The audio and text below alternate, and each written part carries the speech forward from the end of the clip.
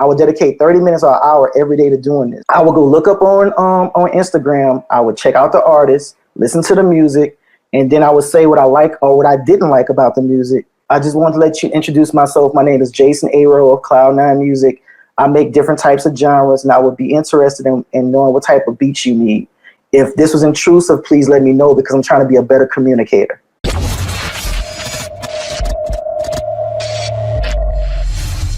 Let's be honest, you're not gonna find these videos anywhere else. Why? Because I make them. So it would really help me out if you subscribe. If you've already subscribed, what also really helps is if you like the video and leave a comment. It's hard in the era of clickbait videos on YouTube and negativity in the producer community, and I appreciate your support. Thank you so much. The first thing I would probably say was to immerse myself in everything that Beatstars offered, because I was only using like maybe 5% of what Beatstars had. So I started utilizing like everything, like every single playlist opportunity, every single live that they had, like just everything, like all of the content. I started consuming all the YouTube tutorials because I didn't do none of that before, but I had time. So I just went through every single piece of content that they had. And the other thing I would say is that at the time I had maybe, I have like 500 beats now, but at the time I had like maybe like 200 or something in that realm. And one of the best things was before you make any more beats, go ahead and start doing SEO on all 200 of these beats, because it doesn't make no sense if you keep making beats, but no one knows where to find you. And that was one thing that Mike had brought to my attention. It was like, you have all these beats on Beatstars, but you're not submitting anything to the playlist. You're not making playlists. You're not putting stuff up on social media. You know, how do these people know you? You know what I'm saying? And then the other part was building up my email list and utilizing that more, because at the time I had a really big email list, but I wasn't really like sending out emails like talking about. So I would probably say that was definitely a big help. Like, and so what I started doing was every single day for almost 3 months, I had a new beat coming up on SoundCloud, Audio Mac, almost on YouTube, and a little bit on Instagram. On Instagram, I kind of deleted some of those videos, but I had stuff going out everywhere, like any possible place you could think of. I had them going on Twitter out every day, and it was rough, but it needs to be done to play catch up. And now I still get traffic from those different sources coming to my pro page. To this day, are you still on that schedule of uploading your beats to multiple platforms regularly? Not as much now. And the reason why is because I kind of, in a way, it's kind of like I set myself up for, like, really well, because on SoundCloud I have hundreds of beats, Audio Mac I have hundreds of beats. So now it's like I might post like maybe like once a week on Audio Mac, every now and then on SoundCloud, and I'll do it a little bit on YouTube. And I can say this: it was definitely you had to put in a lot of time, a lot of work, because it was like every single day you got something going out. But one of the actionable steps I could probably say is like take a weekend and just for 8 hours, treat it like a job. And then if you do that every week, that'll give you a good schedule on like getting stuff out every day for that particular week. Oh, so like on a Saturday or Sunday, you would sit down and just schedule out all of your uploads to drop throughout the week on all these different platforms. I actually do that too. It really does make it manageable. I did that when I was part-time too. I mean, when I was working a full-time job, I did that too. Like on weekends, that would be like the day I would, like probably like a Sunday, I would take care of everything that needs to be taken care of. Here's a question then. Were you already selling beats as you were working full time? Yeah. To the point where you kind of felt more comfortable. I mean, you probably weren't making a living though doing that. Well, there was like maybe, I would probably say there was like maybe 3 occasions I could have quit my job.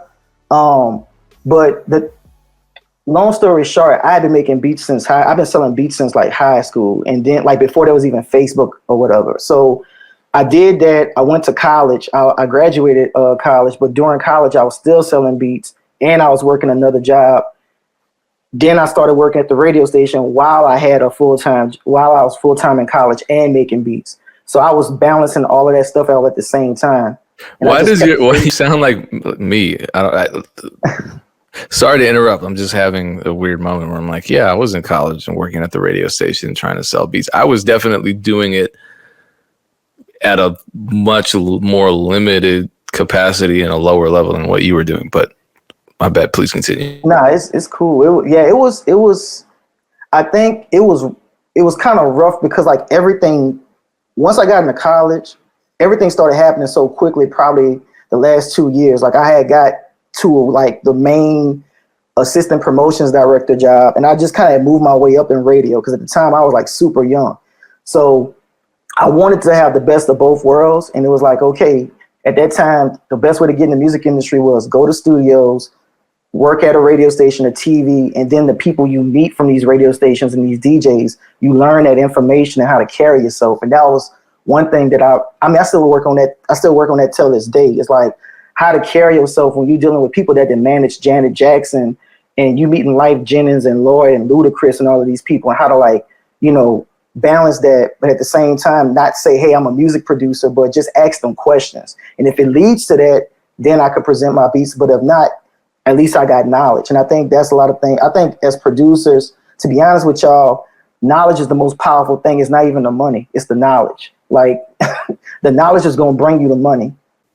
What were some of those lessons that you learned from radio, being around these people in terms of how to interact and network in ways that weren't intrusive and didn't come off as desperate? First off, don't be fangirling or fanboying when you see your favorite artist. Like if you see like Taylor Swift came down here before, Justin Bieber came down here before, and at the time, I think by that time I was like an assistant promotions director. So you probably know what that means. So I worked with programming to facilitate all these artists. So I'm dealing with managers, A&Rs, these different people. And one of the things was like, don't fanboy, don't fangirl. If you're having a conversation with them, because this conversation is going to happen no matter what. So when it happens, you start asking them, they ask you about your background. You can say, well, I went to college for music business and stuff like that. Oh, really? And then it goes into, so I'm always trying to learn stuff. And then it would be like, well, hey, let me give you some tips, man. Boom, boom. Now I've had some pretty horrible moments that I learned from because I was very green. I was like, hey, man. I was like, how you doing? Hey, I just want to let you know on the side I make beats in my beat CD. I got flat out cursed out. I got told, don't do that. That's that's not how you should move. And then it was like, okay, you don't know my last name. You don't know where I'm from. You don't know what I'm doing. You don't have a relationship with me. And that was the first thing. That was the first time I learned that relationships are valuable. Don't just be like, even if you're going to only meet this person one time in your life, don't say I got beats. Have a conversation and ask them for tips. And that's how I learned about, music publishing, how to properly set my beats up and stuff like that, how to format stuff on the CD, things of that nature. And then it would point me to actual people that would be looking for beats sometimes. So I would probably say, have a general conversation, see what they like, ask them about their life and their background, and then you just go from there. And would you say that carried over into the social media space as well, not just in-person interactions? Yeah, it still does. It still does. You got to be human, and you got to, how did he say it? You got to give more than you ask, if that makes sense. So you got to give more back. And then eventually, if it comes around when you need that type of help, you ask. Like same thing with you, Payne. Like a lot of times, I would try to I know so much stuff, man. So I'll see what I could help with you and Dame. Like, hey, did you know about this? Because I don't, I'm just trying to give back because y'all really played a good part in me becoming full time too. Well, that's an honor to be a part of that. I think that's a hard concept for people to grasp, and especially in the producer community, a lot of us are looking at ourselves and only seeing music makers, and we think that's all we have to offer ever. And I don't think it's true. I think we as humans are far more complex than just being able to make a beat or track a session. What are some of the other pieces of value that you learned you actually possessed and could offer somebody? I want to say this.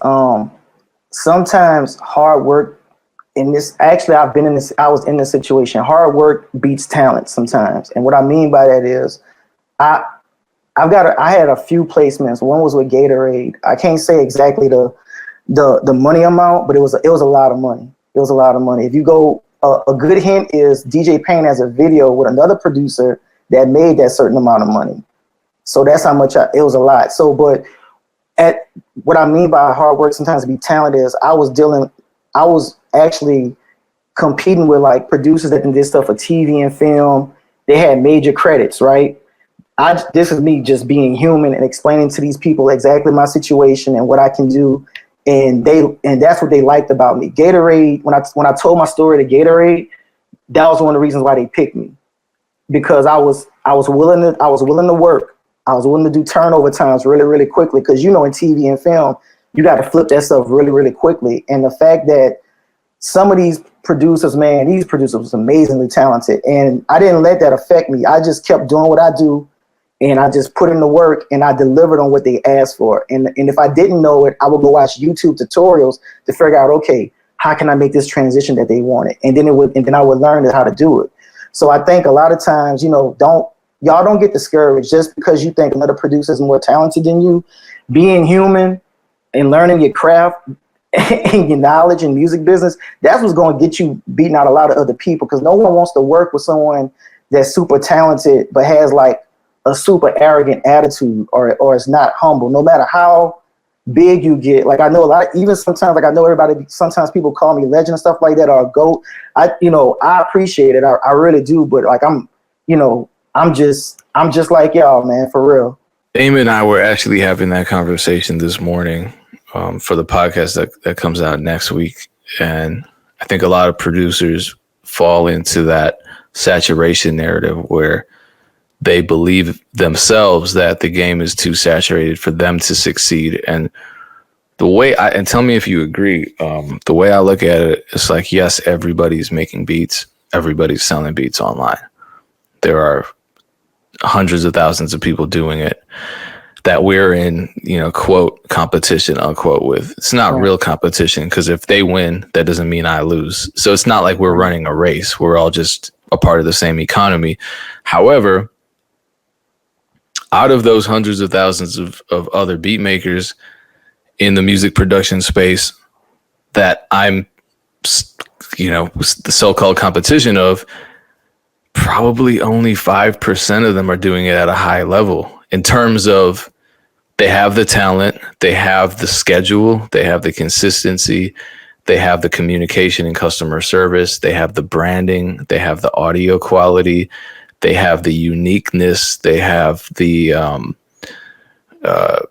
social media interaction, they have all of these different things. And you look at yourself and say, well, if all I have to offer is beats, that's going to be tough for me, because everybody has beats. What else can I offer? What else is going to make me stand out? And sometimes it's just being the person that replies to emails all the time. You know what I mean? Or sometimes it's the person that puts their beats on multiple platforms consistently. And so it's really, honestly, a wide open space, and a lot of us don't see it that way, and that's unfortunate. And I think that you do a good job countering that narrative by consistently giving reality checks, but they're like positive reality checks, where it's like, yeah, you might think that the game's all messed up, but no, actually, this is really what it is. So I do want to talk about YouTube then, because that's an obvious next topic, right? And you it's gonna be fun.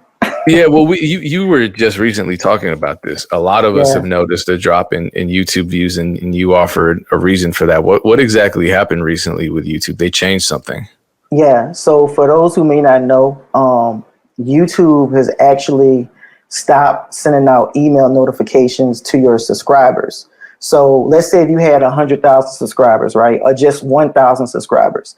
Before, YouTube would send out an email notification about, you receiving a new, your subscribers, letting them know.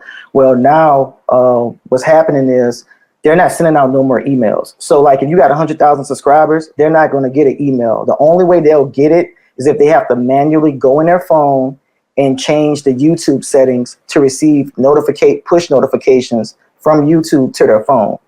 And I'm gonna be honest with y'all, there's some artists who have difficulty buying beats on their phone. So you got to think about it from that perspective. Like, you really, some people are not gonna go and do all of this stuff. Some people don't even know. And it's crazy, DJ Payne one, because I'm gonna tell you how I found out. I'm subscribed to your channel, right? I stopped getting notifications from the MEC and when you would do new beat drops, because I'm a fan of your music. So I was like, okay, this is weird. So I went to your YouTube channel and I saw you still putting out stuff every day. Well, I started going on Twitter. Some of the other people I know that are YouTubers that I do music for, and that's how I found out. And I went, sure enough, went to the link on Google. YouTube made a statement. We're no longer doing that. Good luck. That was pretty much the summary of it. So if anyone knows it's like a dramatic fall in your views, that's the reason why. And if y'all want more information on that, y'all can go to my Twitter. It's recent. It's at Cloud9 Music, or you can go literally Google YouTube no longer sending notifications. So yeah. Is my mic cutting out? I can hear you. Is mine cutting out? No, yours isn't. I just got a message in the chat from an engineer, so I trust his opinion. Okay. If my mic is cutting out, please let me know. It shouldn't be alternating between. He says it's alternating between my computer mic, but I don't have a computer mic, so I don't know. Okay. Continuing with YouTube, there's also this narrative that you need YouTube to sell beats, and you're smiling, and I take that as disagreement. So I've been waiting for that. well, you actually tweeted recently that, and I quote, "I don't consider myself a super successful producer, but majority of sales do not come from YouTube." So the majority of your sales aren't coming from YouTube. And, that to me, that's no surprise, because I've interviewed people from Anyway Well Beats to Dylan Graham to all these other top sellers that really don't even use YouTube. Right. And then you also added in that tweet, everything goes down in the DM. What exactly is going down in the DM? What is so it's a little vague. So I'm gonna break this down. So for 10 years I was selling beats, right? I made a YouTube channel and I didn't really start doing type beats, because for me personally, over the last 10 years, a lot of my sales online actually came from me just hitting up people for 10 years. And I built an email list, a pretty big email list. So for 10 years, I wasn't really giving into that notion oh, you need YouTube to make a lot of money. And the reason why is because I was working full time at a job. I was in school full time, and I was making beats full time. I was doing all of that. So for time management, you gotta look at this logically. Why would I try to dedicate time to YouTube if I'm already making I wouldn't say a good amount of money, but it was enough to pay my car. I paid my car bill off just off the money I made beats when I was in college, just off of that. So for YouTube, it's I have to take all this time to make a video, make the artwork, understand how keywords work. And so I didn't want to give into all of that. I just wanted to get better at making beats. I wanted to get better at making hooks and doing songwriting and stuff like that. And a lot of times that is what really helped me out. The fact that I can make reference vocals, I can make hooks to my beats, I can do all of that. Now on the other hand, so just think about this, for 10 years. So if I've been making beats for 10 years, getting sales, what's the point of me doing YouTube? I'm already doing it to do. Now, what I mean by the DMs is it's very simple. If you go to Instagram or Twitter and you look for the hashtag new artist, new rapper, singer-songwriter, new pop artist, new R&B artist, you go check out their, literally, I would dedicate, when I was working at my job, I would dedicate an hour, right? I would dedicate 30 minutes or an hour every day to doing this. So I would go look up on Instagram. I would check out the artist, listen to the music, and then I would say what I like or what I didn't like about the music.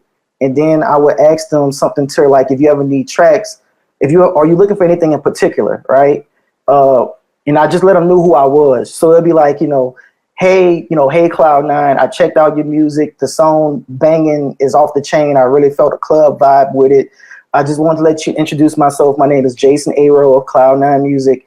I make different types of genres, and I would be interested in knowing what type of beats you need.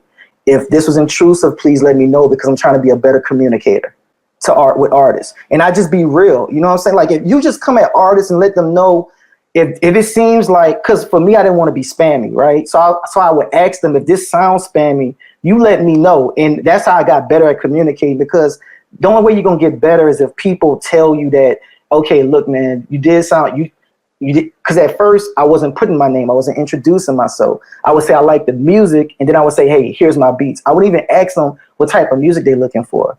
So by me saying, if this came across too intrusive or spammy, please let me know so I can be better. And I think that was a really game changer. So that's a really good gem. Y'all use those hashtags and just take the time out to do it. It's only 30 minutes of your time, or 10 minutes. It doesn't take a lot. So I think a lot of times we miss that mark when it comes to just communicating with artists. And you learn a lot. You actually get better at your production. And for me personally, I know a lot. I know a lot about what artists are looking for on Beatstars. People are looking for stuff you wouldn't even imagine. Happy hip hop piano type beats. They look for that a lot. People look for all kinds of stuff you wouldn't even think of. So, by me communicating with these people on Instagram and Twitter, it's giving me more of like, okay, because for me, I can make stuff from scratch, but I like to have a purpose when I'm making my beats. Like, I want to know what I'm doing with this. So if I keep hearing people like, I'm looking for R&B guitar tracks at like this type of BPM, bet, okay, I know I need to start making stuff like that. And if you look at my profile on Beatstars, that's why all my beats are so diverse. Probably like 40% of my catalog was from feedback from other artists. I mean, that's gold right there, because if one person, like, how y'all talk about Facebook targeting and all of that, it's just like a lookalike audience. If you didn't hit up 10 people of 10 R&B artists on Instagram, and like 80% of them saying that I want guitar R&B beats that's like this, guess what? I'm pretty sure there's hundreds of others that are looking for the same exact thing.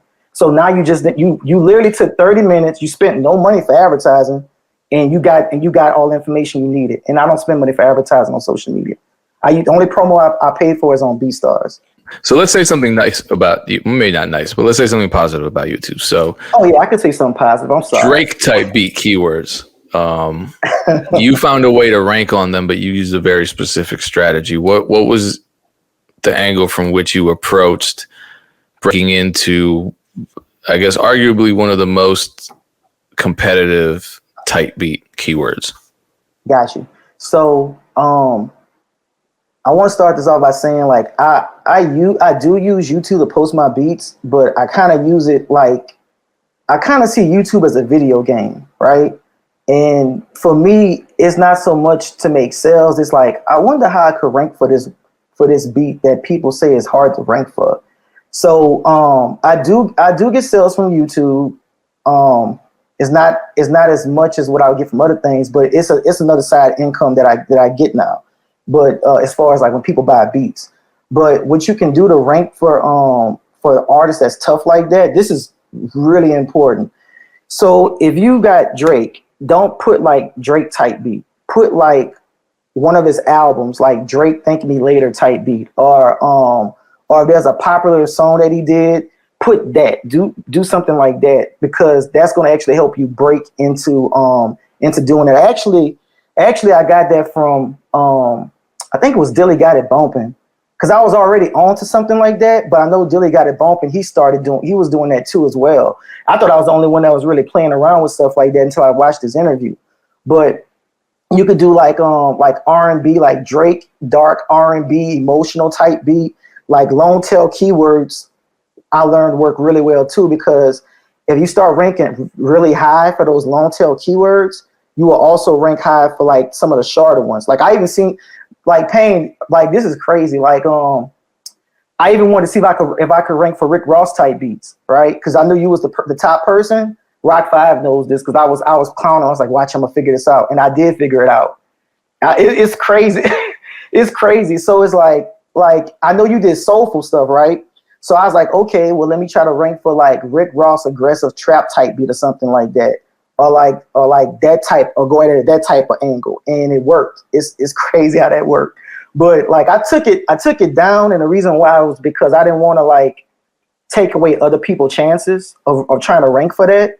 So I just sometimes I'll do things to experiment, and then I just change the tags out. But like for a while, like TubeBuddy tells me like I was ranking for like maybe 3 or 4 different keywords that you was just ranking for by default. Like it wasn't even reading off of your title. It just read off of your beats because you that person for it. So I was like, okay, well, I could probably outrank DJ Payne 1 because he's not using these titles. And I did.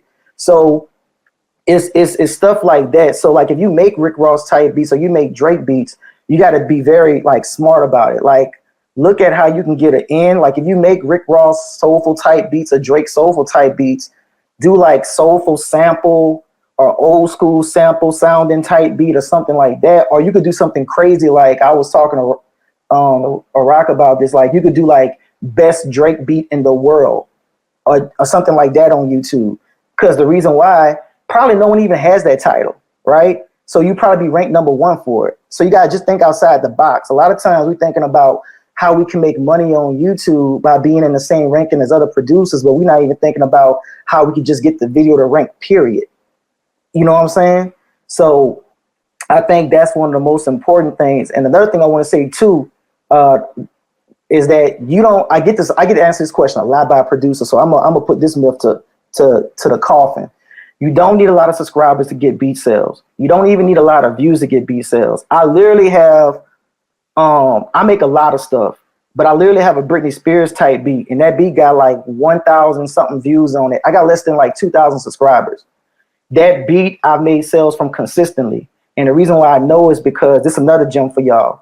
When you connect your Google Analytics, Beatstars has a video on this. When you connect your Google Analytics, you can literally track where your sales are coming from according to what beat video, right? And it'll literally show me the receipt. It'll show me the Beatstars receipt and where it came from. So it'll be like YouTube or YouTube mobile, the receipt, and then I just copy and paste that. I go to my Google, to my emails, and then I copy and paste it in there, and that's how I figure it out. So I know that I'm getting sales from YouTube, and I know where it's coming from. And it's like, it's just random. Like Tyler, I made like also capitalize when new albums drop, right? So when Tyler Creator came out with Call Me If You Get Lost, I took one of my beats I had and I put Tyler Creator Call Me If You Get Lost type beat. If you literally put that in Google, my video's on the first or second page. If you type in videos, it's literally the first or second page. And I just ranked out for that out of the blue because no one else was doing it. You know what I'm saying? And people actually look for Tyler Creator type beats. People really be looking for stuff like that. So it's all about, being creative with ranking on YouTube. I want to talk about another tweet you posted. Let me quote it. It says, I've been producing for 10 plus years now, and I've seen the Facebook algorithm do well, then stop. The Instagram algorithm do well, then stop. The YouTube algorithm do well, then stop. You want to know what never stopped? My email list / text club. Use social media as leverage to own your audience. A lot of us don't even think about ownership of our audience. Why should we? So I got this from Ryan Leslie a long time back. I actually got to have a conversation with him like when I was in college, and he was very big about ownership over your audience and stuff like that. And the reason why is because, and this is important, any producer or artist listening to this, if like Vine, right? Vine went out of business. So all these comedians that was on Vine, they went out of business. So let me ask you this question. What if YouTube does something, because they're already thinking about doing this, you can actually read about it. YouTube is thinking about like the keywords not even mattering no more for ranking. They think that's one of the things. You can go look it up, it's documented. So what happens like if YouTube just says, you know what, we're going to completely change our platform. All your subscribers gone. You have 500,000 subscribers, they're gone. What if IG shuts down? You have all these people. TikTok, all these TikTok superstars that got 1 million plays. What if TikTok goes out like Vine? So all those people are just gone now. You're never going to find those people again. They may end up coming back to your social media, but a great percentage of that is not going to happen. I learned that from working in radio. Conversion, if a platform shuts down, all those people not coming back. You might get like maybe 5 to 10%. So it's important to start owning like your audience and your text club. If any of these social medias shut down, I have more people in my email list than any of my social medias. It like combined, right? So you got to think about stuff like that. Like, yeah, I got 10K people on Twitter, but if Twitter shuts down, I'm a good portion of those people are already in my email list. So I could just say, hey, look, I know Twitter shut down, but look, y'all can come follow me on here. So I don't even have to go thinking about rebuilding another audience. It's right. I have my own audience. And I think ownership of that is extremely important. Like I know a lot of producers and artists don't utilize email lists and text clubs. And the stuff don't even cost a lot of money. It's free. Like MailChimp has a free program. You can have up to 2,000 emails in your email list for free, right? I can't think of the app at the time right now, the texting app, but it's on Beatstars marketing integrations. But that texting app that they have there's a free program for that now, right? So all these things are free and you can own your audience. And what we should be doing is using social media as a way of doing that. Like if you look on any of my social medias, like Twitter or IG, I have my phone number up. I have my phone number in my email, right? So that way, if people contact me, if they text me, they automatically go into my text list, and I could just organize it however I want to organize it. So I've seen so much, even working in radio, I've seen so much happen with these social media networks because I worked as an assistant promotions director. Social media was a part of that. I seen stuff drop. That's why I gotta look at all these artists. Like y'all start looking at these record labels and these artists and see what they're doing. Now they're starting to integrate like text marketing now. Now all of a sudden everybody got a text number. You know what I'm saying? So it's like, come talk to me. So right now is a perfect opportunity to be ahead of that. And that's one thing that I learned from Ryan Leslie. And as y'all could tell, like a lot of stuff is me learning from other people. That's what I mean about like, reaching out to your peers. Like don't DM nobody every day, but just say, hey, look, I'm trying to figure this out. And then just, roll out, do what they tell you to do. And a lot of times I've learned that doing what someone tells you to do and doing it at a higher level that they didn't expect gives them a lot more value back. And what I mean for that is like, I think I had talked to you and Mike on Twitter about I don't have all these subscribers and stuff like that on YouTube, and yeah, I'm making money and I'm making money from it because I got tired of people talking about, I need 5,000 million subscribers and this many views. And that's not how it works. You know what I'm saying? There's people right now on YouTube that got 500,000 views in their videos, but those videos don't rank. Just saying. So, but what I can say is, y'all, like Mike put my foot to the fire and was like, okay, you done did this and it's working. Well, do it for 3 to 6 months. You get what I'm saying? And that's the type of stuff. And that's the type of stuff that I love, man. Like I go do what someone tells me, and I do it at a higher level. And they say, okay, that's cool. Well, do this then. And I think, and that's what I mean by, we talk to each other, talk to your peers, and you learn from different people. And as you learn, you start learning how to develop your own thought paths and stuff like that. No, that's a good point because, people DM me all the time, and pretty much every single DM, 95% of the DMs I get, if it's from a recording artist, they'll say, hey, I need help. I just need someone to believe in me and co-sign me or give me a deal or give me this, give me that, give me that. If it's a producer, it's how do I start selling beats? It's all vague. It's like asking somebody the meaning of life. It's way hard. No one's going to answer the question, what's the meaning of life? But someone's more likely going to answer, hey, I've done this kind of meditation. What's the next step? Right. Same with the business. If I say, look, I've targeted this keyword for the past 6 months and I'm starting to rank a little bit, what should my next step be?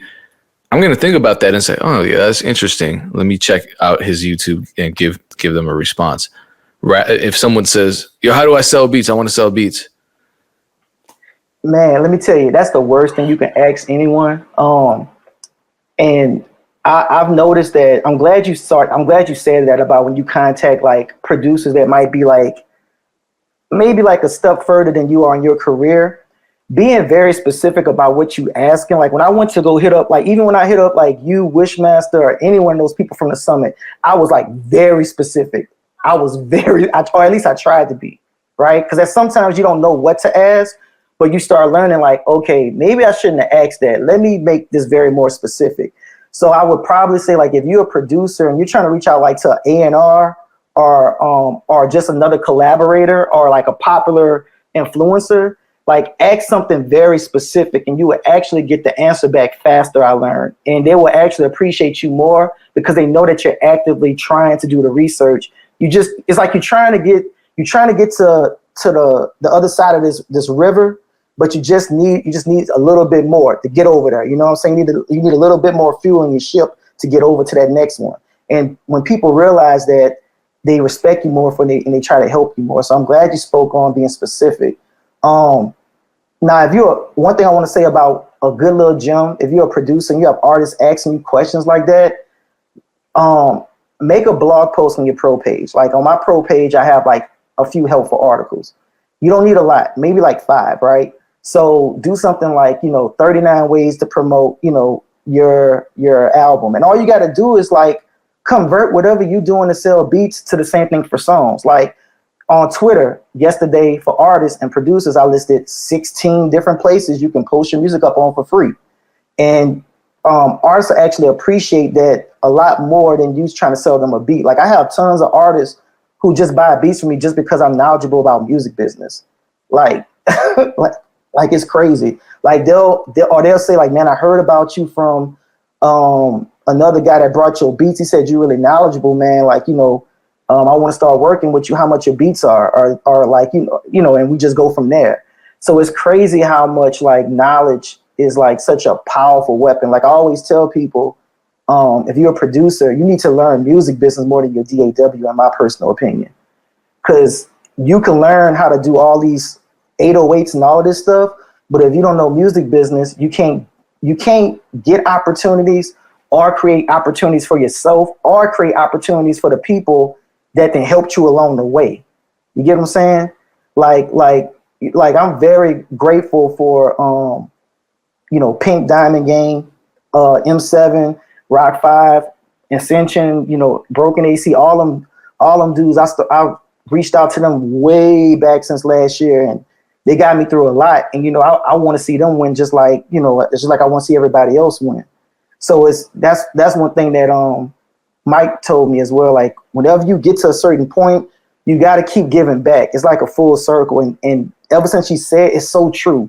Man, it's so true. You would be surprised by like someone you met a year ago wants to give you an opportunity now because they know you can do something specific. So it's crazy how that works, but it's the truth. I don't have anything to add. It's absolutely true. Switching gears, well, we did talk about this just now. And for the record, I was going to ask about this. This was next on my list, but Bufo would like to know, and this is a serious question for him. He wants to know about your text marketing approach. How do you make that work? What kinds of messages are you sending? How do you make it not seem salesy or intrusive? I'm trying to think of hold on, give me a second. I'm gonna answer that question. Just give me 1 second, y'all. I'm trying to think of the actual company, because I know people want to know the company, and I don't want to keep talking about it and not say it's what not it Fan is. Connect. Yeah, that's what it is. Thank you, Pan. Yeah, I appreciate that. Thank you so much. So, I actually got to talk to the owner of Fan Connect. Like that was pretty cool. They did like a Zoom call and everything. But what I usually do is like, okay, so one thing, when people buy your beats on Beatstars, if you have Fan Connect open, those phone numbers automatically get added to Fan Connect automatically, because when they buy a beat, they have to put in their information, right? So a lot of times what I'm doing is, and this is when it comes to knowing how to use what you have. So with Fan Connect, you can get really personal with that. Like you can program people's birthdays, you can program their names and stuff. So one thing I do is I'm gonna give a few things. Like in my bio on BeatStars, it'll be like, okay, for free beats, text this word to get a link to some of my free beats. And what they'll get is like a zip. It'll be a zip file with a few of my beats and like some of the rights they can use to it. Another thing I do is, which someone taught me a long time ago, you don't always have to give away free beats. You can give away good information. Like for instance, I have a ebook that's like, I think it's like 100 different ways to get 100 true fans or something like that. So it's like a play on that. So it's literally 100 different ways to interact with fans on social media. So I'll do something like that and I'll post it on Twitter and people text it, right? So whenever I send out a text message, I don't send out a text message all the time. I'll maybe do it like once or twice a month. And what I'll do is I'll program it to say the person's name. I'll say, hey, this is Jason or Aero from Cloud9 Music. So I'm personal. It's not my business. This is you, who you talking to. I'll say, I have a beat deal going on. Here's a link to it. Or I'll say something to whereas I want to give you something special to celebrate an achievement I got, right? So with my beat prices, I said I was going to price them a certain way for the whole year if I became full-time. I did that. I text people, let them know about that, because you're going to find out, Bufo, that a lot of times if you have people that's buying beats from you, they're going to actually be more upset that you didn't tell them about what you got going on than you not sending nothing at all. And I promise you, take my advice on this. People gonna be mad when they find out. Let's say you got 3 rappers in the city, right? One of them found out that you got a fire sale, right? But the other 2 didn't. That's like Beatstars only saying to a small group of people, we got this going on, instead of telling everybody else. You're gonna feel some type of way about it. And you got to think about the psychology behind it. Like, I've done that. I did that before, and people hit me up saying, bro, you got my email. Why you didn't send them to the email list about this beat deal? Bro, I had money. I want to take part in that. So now it gets to a situation where, you know what? I apologize. Look, I'm gonna honor this, and they'll buy the beat either that right then and there or the next day or something like that. But you gotta, a lot of times we be stuck in our own head about stuff, and it's really not like that. I promise you, it's really not, because you got to think about it. That's like if, for me, I make different types of beats, right? So sometimes I'll have, like, my email list is a little bit different now, because I give them options in my email to, if you don't like this beat, here's different genres you can choose from. But that's just like saying, okay, that's just like if you're losing followers on Instagram. Like, you did Instagram Live and 2 people stopped following you because your Instagram Live was you making a beat. Okay, you lost 2 people. That's cool, but guess what? You're going to get more people over time. So don't worry about, someone, because with Fan Connect, if someone don't wants to get a text message from you, they could just say stop. It'll make sense when you actually do it, but when you send out a text message, it'll tell that person, if you want to no longer receive text messages, just reply stop. And I've had people that reply stop, but guess what? I have, for those 4, maybe like less than 10 people that said stop, I have a text club of 800, of almost 1,000 people. Literally, I have 800 to 1,000 people in my text club. So 5 people leaving, that's not going to hurt you. It's not going to hurt anybody, right? Well, it actually helps you, because otherwise you would have to pay for those people. And if they're inactive users and they don't actually want what you're sending, you're still covering a fee based on your amount of subscribers, right? So this is a good thing. Yes, amen. Yes, it's the same thing. When y'all think about it, y'all think about this. It's the same thing as MailChimp. You paying, like, once you go over 2,000, you paying for those people. So if people leave it, guess what? It's cheaper. It's cheaper. So you're not going to lose any money. If anything, you might have lost a person, but you still going to save money, because guess what? Not a list is cheaper. So you got to think about it. You got to think about things from both sides. You know what I'm saying? But those are some of the steps that I do. Like I'll do like a post or something like that, saying text this to get like my latest blog post, or text this to get free beats or something like that. And then the way you set up Fan Connect, you can literally have it set up to where it lets them know, like, hey, thank you for downloading these free beats. I'm adding you to my contact list. I usually send out a text like at least once a month on my upcoming beat deals. If you don't want to receive that, reply stop, right?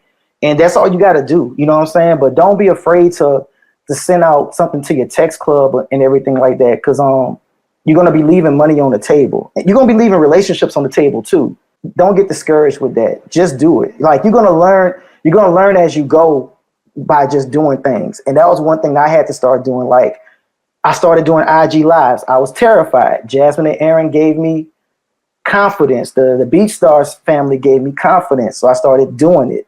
And then I started learning, and I'm still getting more comfortable with it, but it paid off. You know, there's a lot of, you can get beat sales from doing a lot of different IG lives. And even if you only got like 4 people in there, those 4 people, somebody probably want to buy that beat you're making live on IG. So I see a lot of parallels between your approach to SMS marketing and your approach to email marketing. Would you say they're similar? Yeah, a little bit. I would say for me personally, because I started, I guess because I learned so much in radio, we was doing text marketing in radio. So I learned the difference between text marketing and the email list. Like I can say with text marketing, it's a little bit better because like say if something important happened and you want to give back to people, you could just send them a text right then and there.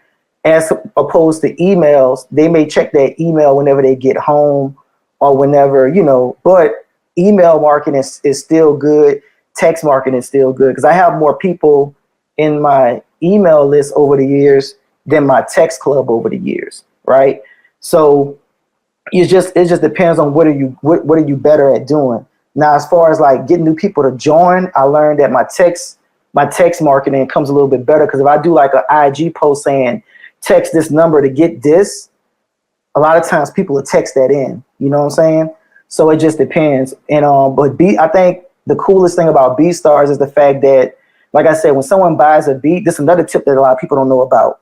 If you set up free downloads on your pro page, when someone goes to download a free beat off your pro page, if you have text marketing set up, they have to put in their phone number. So now you get their email and their phone number, right? So you get both ways to contact them. So sometimes what I'll do is like, say you can send like an email out on Sunday, and then if you want to do like a text message, a follow-up text, you could do like A and B testing with your text club and see which one works better. But I only send out texts like maybe once or twice a month. I don't really overdo it. How often do you send out emails? Like probably every week. That's another myth I want to talk about. Yeah. No, and that's a good one because I increased my frequency to once a week because I was thinking, people don't want to hear from me. And I read research because that's the other thing. There's so much research being done about these things. It has nothing to do with being a beat maker. This is just research that companies pay for because it has to do with B2B stuff or small business stuff or so, there's a whole world of social media marketing and business this and business that. Those people don't care about beats. They don't know what the hell FL Studio is. They think it's cereal. Right. But they have all of this research in place that's freely available for us as business owners, because that's what we are, to consume and to apply to our own business. So I looked up this whole well-researched presentation, and it was free. And I wish I knew the source of it. But basically they said the more frequently you send out emails, actually the better, even though people think it's the opposite. So I went from once or twice a month to every single week. Yeah. And my engagement went up. I started having more conversations with people. My trust and communication went up as well. And as a result, the sales went up.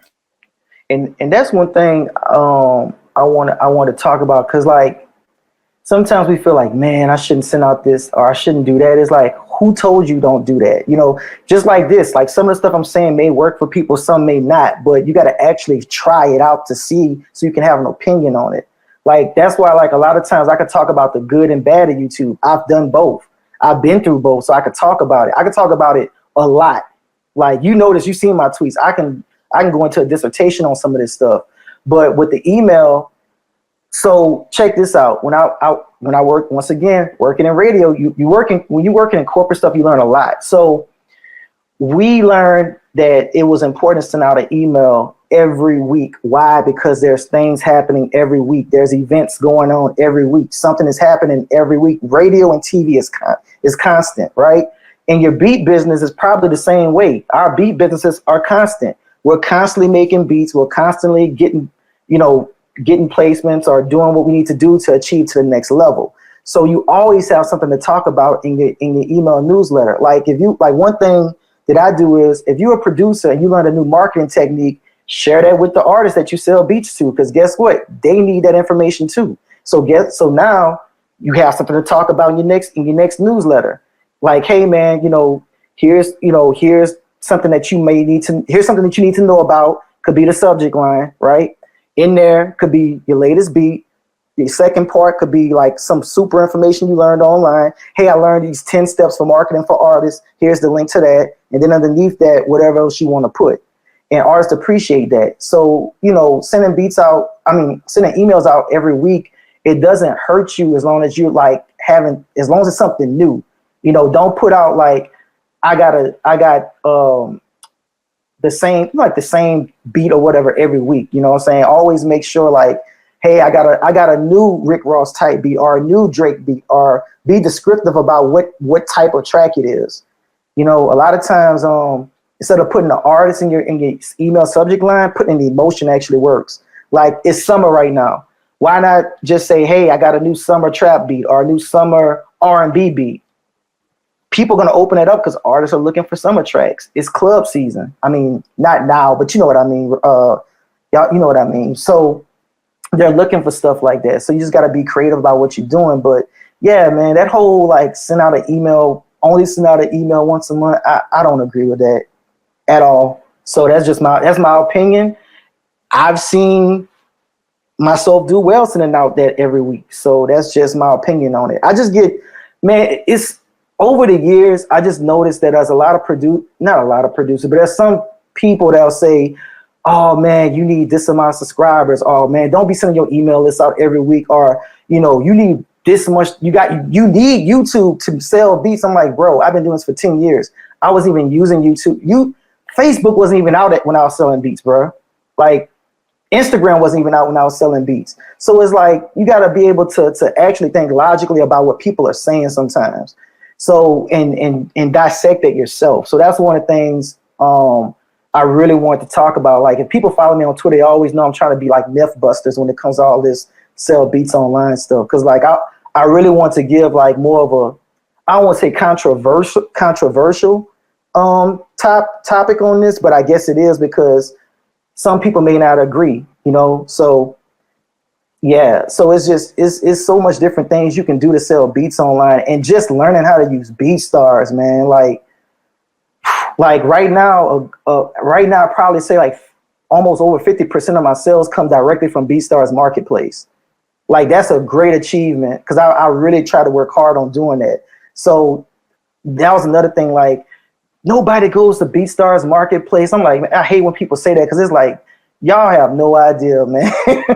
Like, for real.